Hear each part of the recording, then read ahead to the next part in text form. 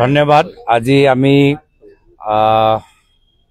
এটা গুৰুত্বপূৰ্ণ মত বিনিময় বৈঠকত অংশগ্ৰহণ কৰিলোঁ।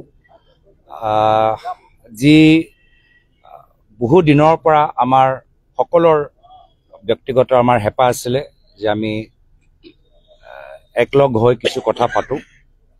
বিভিন্ন সময়ত বিভিন্ন স্তৰত এইখিনি কথাবোৰ চলি আছিল, কিন্তু আজি আমাৰ সকলৰ সৌভাগ্য যে আমি সকলোৱে আজি ইয়াত গুৱাহাটীত উপস্থিত আছিলোঁ। আৰু মই প্ৰথমে আমাৰ নিমন্ত্ৰণ ৰক্ষা কৰি আমাৰ বিভিন্ন দলৰ নেতৃত্ব যি আজি এই মত বিনিময় অনুষ্ঠানলৈ আহিলে, মই প্ৰথমে সকলোকে আমাৰ ফালৰ পৰা আন্তৰিক ধন্যবাদ কৃতজ্ঞতা জ্ঞাপন কৰিছোঁ। আমাৰ লগত যেনে আপোনালোকে দেখিছে যে উপস্থিত আছে বিধায়ক অখিল গগৈ ডাঙৰীয়া, বিধায়ক মনোৰঞ্জন তালুকদাৰ ডাঙৰীয়া, আমাৰ সাংসদ অজিত ভূঞা ডাঙৰীয়া, লুৰিণজ্যোতি গগৈ ডাঙৰীয়া, কনক গগৈ ডাঙৰীয়া, বিবেক দাস ডাঙৰীয়া, বিক্ৰম হানছে ডাঙৰীয়া, সুপ্ৰকাশ তালুকদাৰ ডাঙৰীয়া, আৰু আমাৰ কংগ্ৰেছ দলৰ জ্যেষ্ঠসকল, নিখিল ভাৰত কংগ্ৰেছ কমিটিৰ সাধাৰণ সম্পাদক জিতেন্দ্ৰ সিং ডাঙৰীয়া, কংগ্ৰেছ বিধায়িনী দলৰ দলপতি দেৱব্ৰত শইকীয়া ডাঙৰীয়া, আৰু দুইগৰাকী সাংসদ প্ৰদ্যুৎ বৰদলৈ ডাঙৰীয়া, ৰকিবুল হুছেইন ডাঙৰীয়া।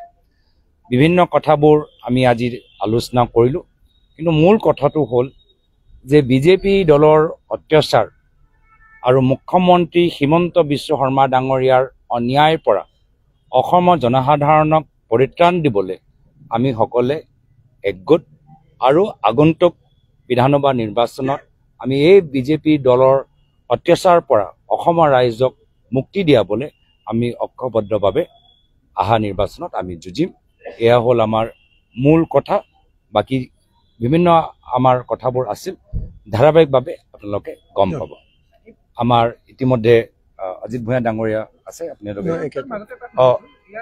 আমাৰ এক ছেকেণ্ড जी।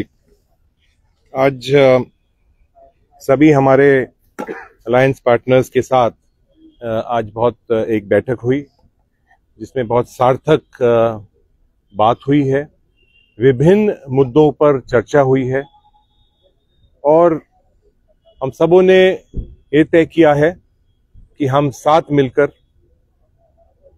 आसाम प्रदेश की जो एक भावना है, आसाम के लोगों की जो भावना है, हेमंत बिस्व शर्मा की सरकार, भारतीय जनता पार्टी की सरकार जो आसाम को तोड़ने का काम कर रही है, बेचने का काम कर रही है, उसके साथ उसके लिए हम सब मिलकर लड़ाई लड़ेंगे और इस सरकार को उखाड़ के फेंकेंगे।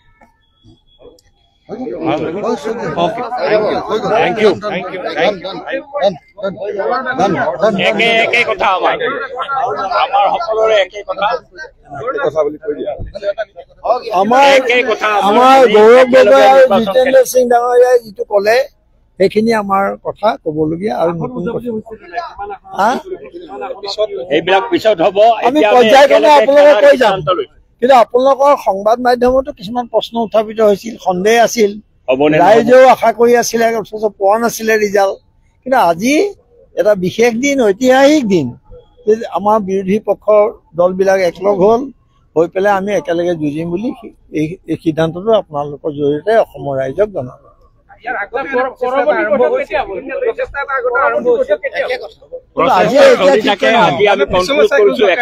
বেছি খৰ হলা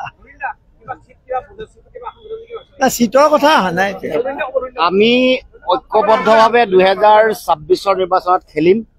আজি এইটো আমাৰ সিদ্ধান্ত। অসমৰ মাটিৰ পৰা বিজেপিক, অসমৰ মুখ্যমন্ত্ৰী হিমন্ত বিশ্ব শৰ্মাৰ দুৰ্নীতি, ভ্ৰষ্টাচাৰ, সিন্ডিকেট ৰাজৰ যি অপশাসন চলাই আছে, তাক উফৰাই পেলাবৰ কাৰণে আমি সকলো ৰাজনৈতিক দলে ঐক্যভাৱে নিৰ্বাচনত অংশগ্ৰহণ কৰিম।